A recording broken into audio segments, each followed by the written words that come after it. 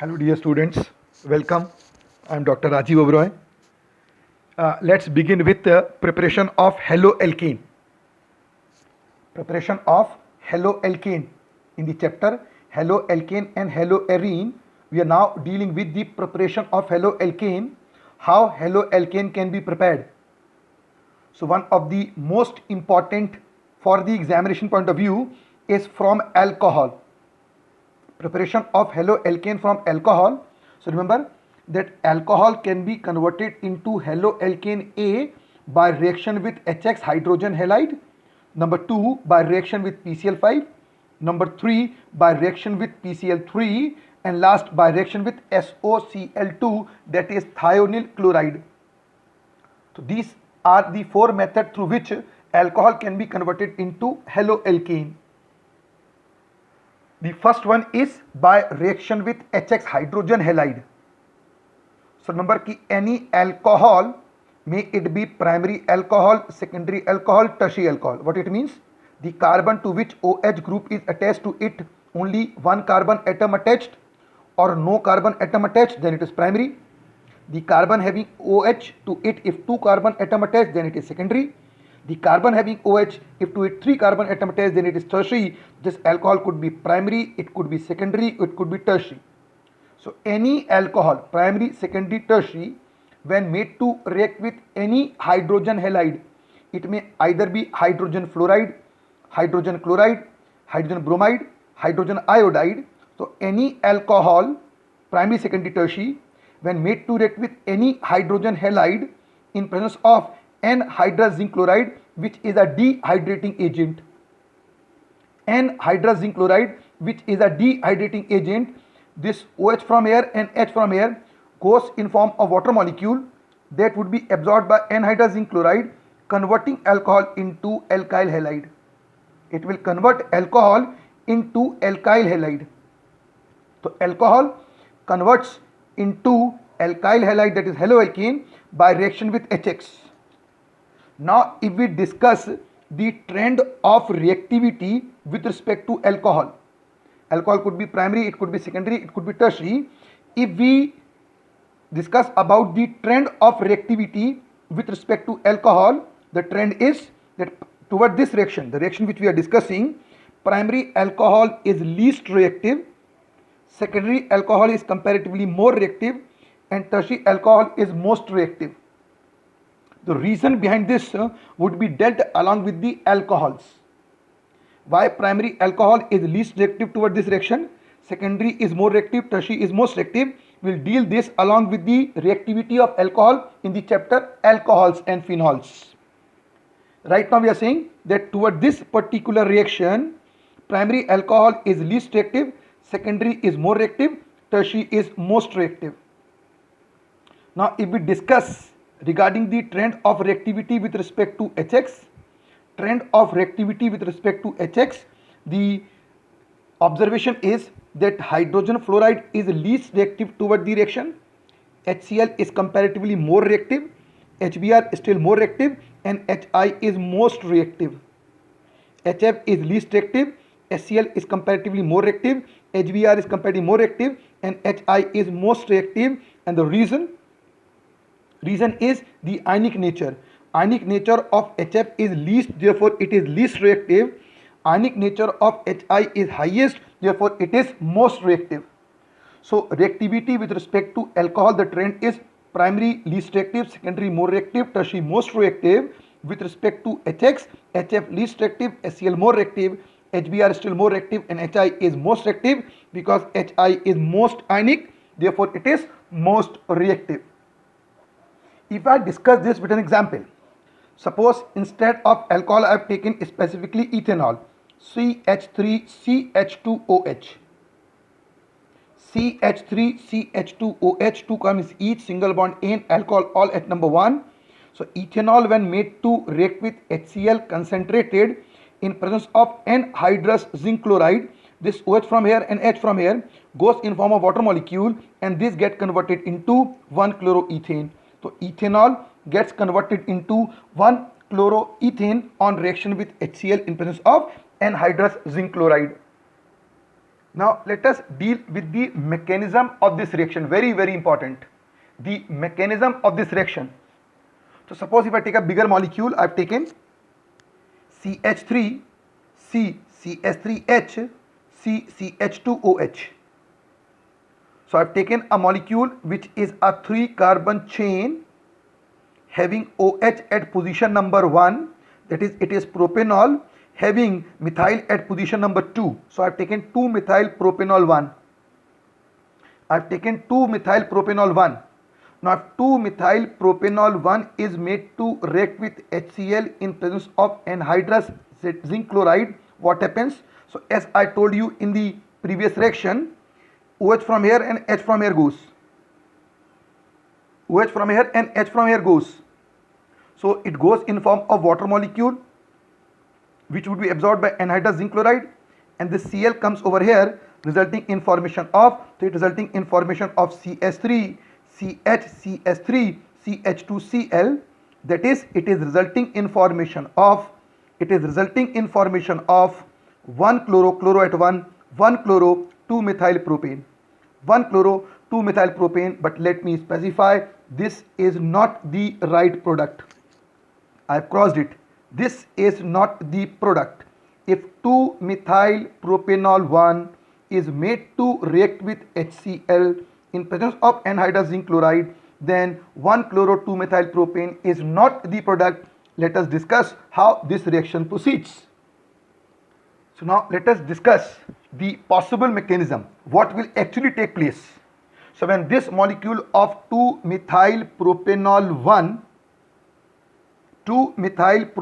1 is made to react with HCl, this molecule will first undergo protonation, that is addition of proton which is given by HCl. So it will first undergo protonation. First step is protonation. So the H given by HCl will attach onto the oxygen. The oxygen is electron rich. This H attaches onto oxygen, making this intermediate. So CH3, CH, CH3, CH2, OH2.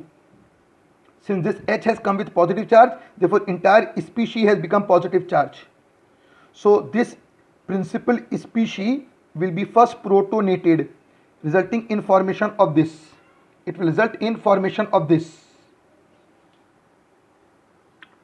Now this intermediate species will then undergo dehydration.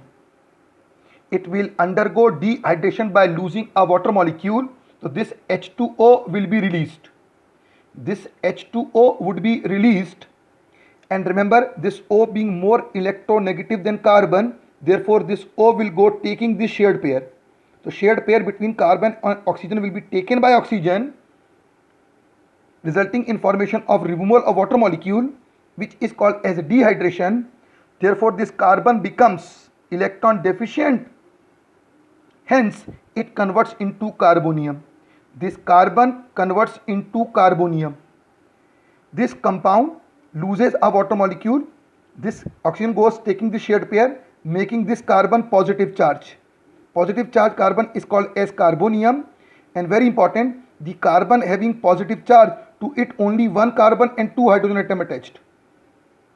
The carbon having positive charge, to it 1 carbon having positive charge, to it 1 carbon atom and 2 hydrogen attached, 1 carbon. Therefore it is a primary carbonium. So this species lose a water molecule, converts into this, which is termed as primary carbonium. Primary carbonium.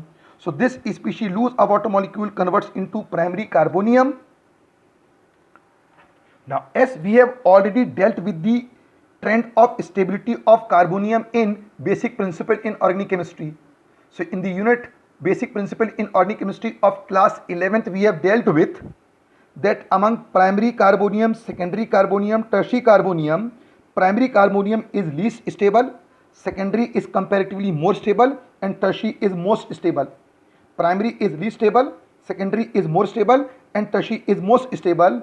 Therefore if primary carbonium is formed, it tries to convert itself into either secondary carbonium or into tertiary carbonium. A primary carbonium, if it is formed, it tries to convert into secondary carbonium or into primary carbonium.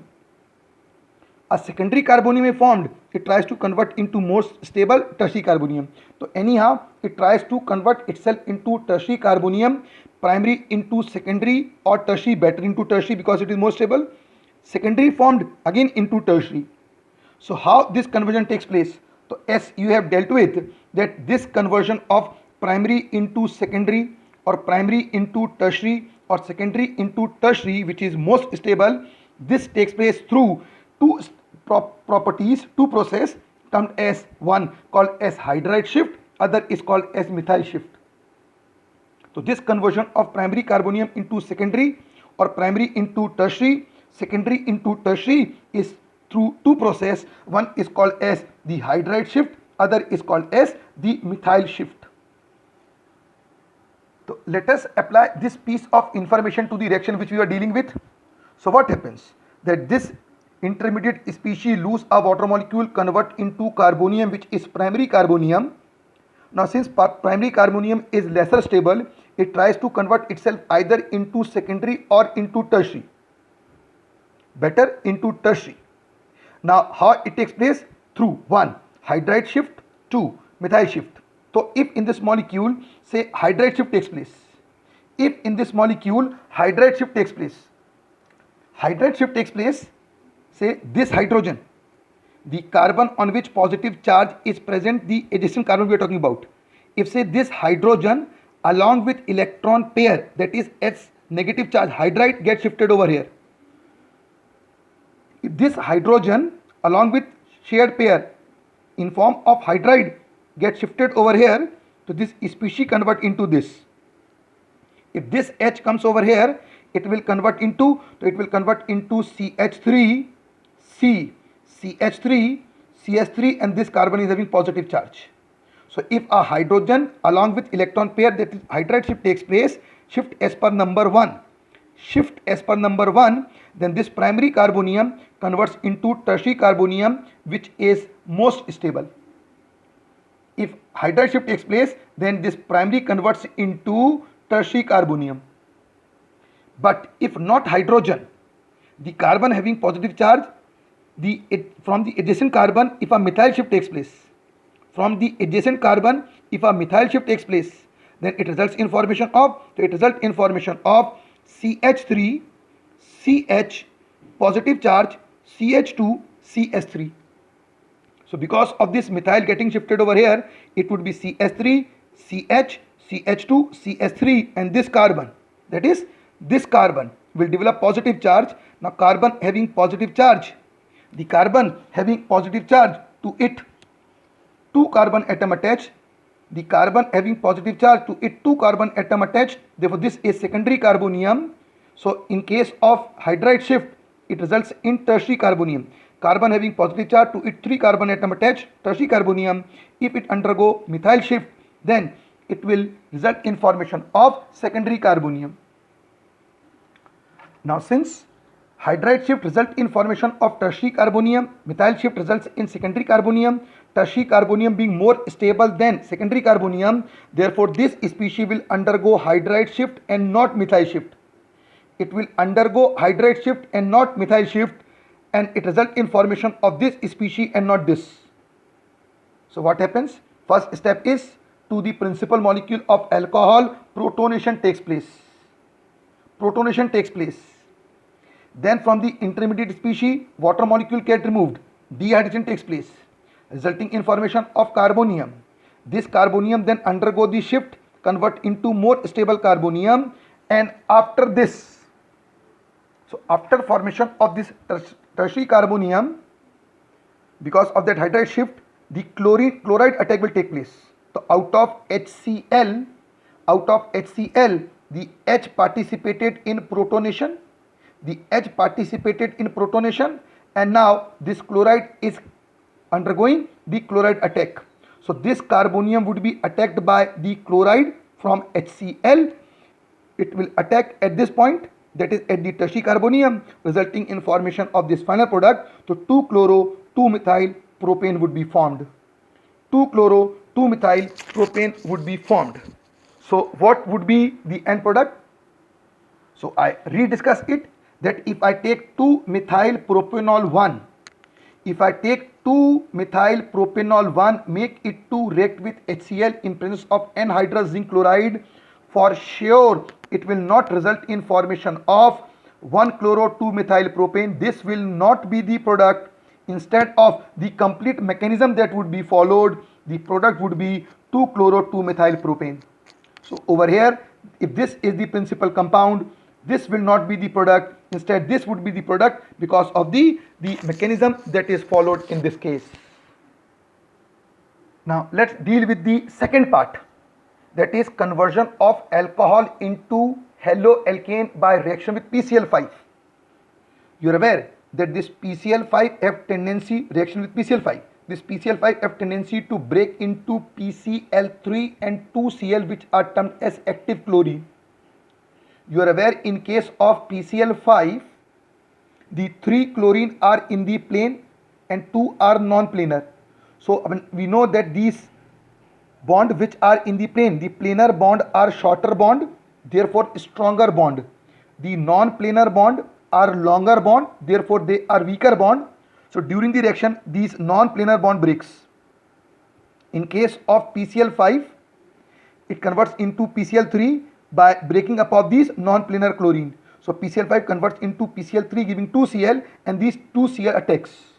So if I have taken CH3 CH2OH ethanol, make it to react with PCl5, which will give 2Cl. So 1Cl combines to carbon, 1Cl combines to hydrogen, and this O comes onto the leftover PCl3, converting into CH3 CH2 Cl plus HCl plus POCl3, that is 1-chloroethane is formed.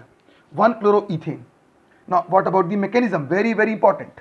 Suppose if I have taken the same compound which I took along with the HX. With HX, suppose I have taken this compound CH3 CH3 CH2OH. This compound, it is again 2-methyl propanol 1. 2-methyl propanol 1. Now 2-methyl propanol 1 when made to react with PCl5, what happens? With HX, the product was, so with HX, the product was, it was different than what it should be because of the mechanism in this case.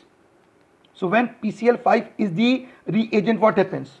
Now remember, this PCl5 do not have proton, so there will be no protonation. PCl5 don't have any proton, no protonation. There will be, hence there will be no dehydration, no water formed, there will be no dehydration. There would be no carbonium formed. Since PCl5 don't have proton, there will be no protonation, hence there will be no dehydration, there will be no carbonium formed. When there is no carbonium formed, there will be no shift required, hence there would be direct chloride attack at the point where oxygen is attached. There would be a direct chloride attack.